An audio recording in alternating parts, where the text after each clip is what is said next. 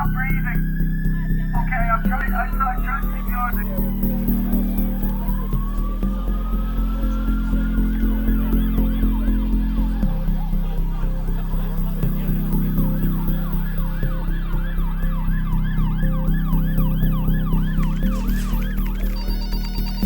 Caller, you're through to the ambulance service. Can you confirm the number you're calling from? What's the address of the emergency?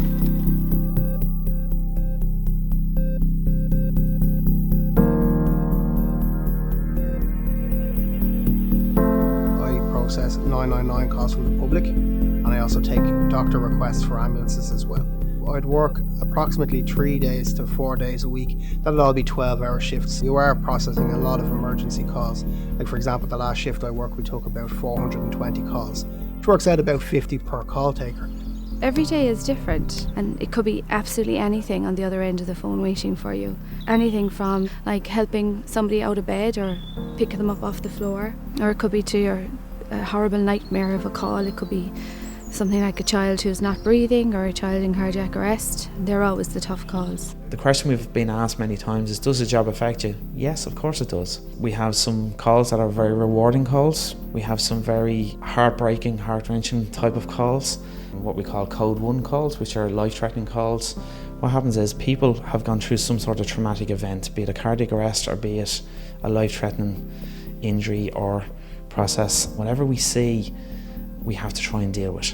That sometimes can be very, very challenging. Our role is bringing patients from inter-facilities, from one hospital to another, to their home, to nursing homes or to a step-down facility.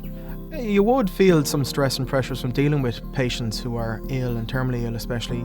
We do bring people home who are in severe pain. That can be very difficult. The pressures of seeing someone hurting, and despite us, we can't do anything about it. You're finding people in a state of panic and extreme difficulty. They're very stressed. There's a range of things that we can do, and sometimes people don't recognise that we're trained, we are professional in what we do. We're more than just a telephonist. We can do a lot of stuff as well while we're waiting. The National Ambulance Service do provide an excellent service, but as always, we could do with more vehicles. We certainly could do with more staff, and we will have a certain amount of people retiring and leaving the job, so the more that is made available to us, the better the service that we can provide. I certainly don't think our pay reflects the importance of our job. I think we have a huge responsibility on a lot of calls that we do that is not reflected in our appreciation. Pay-wise, it's definitely not reflected.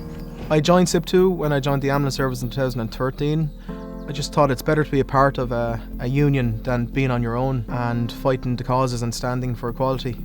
The capacity review is currently sitting on the Minister's desk. That is going to entail a massive reform of the ambulance service. It's been sitting there for a long time. SIP2 have called for it, but it hasn't happened. I keep empathy because I keep thinking that what if it was one of my own? If it was my mum or my dad or my son or daughter or my friend, how would I want them to be treated? And that to me is very important. I suppose one big factor that's very rewarding in this job, that you get to return people back to their loved ones, back to the environment where they're most comfortable and a place where they're happy. It is a job I really enjoy coming to every single day, because the challenges of each day, it's up to the members of the public as to how they call us, what happens when we get there, and then we try and deal as best we possibly can with the skills that we've gained and learned over the number of years and that our training department has given us.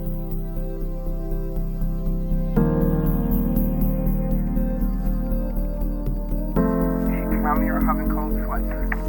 She's okay. Does she have asthma or other lung problems? Okay, I'm organising help for you now. Stay on the line and I'll tell you exactly what to do next.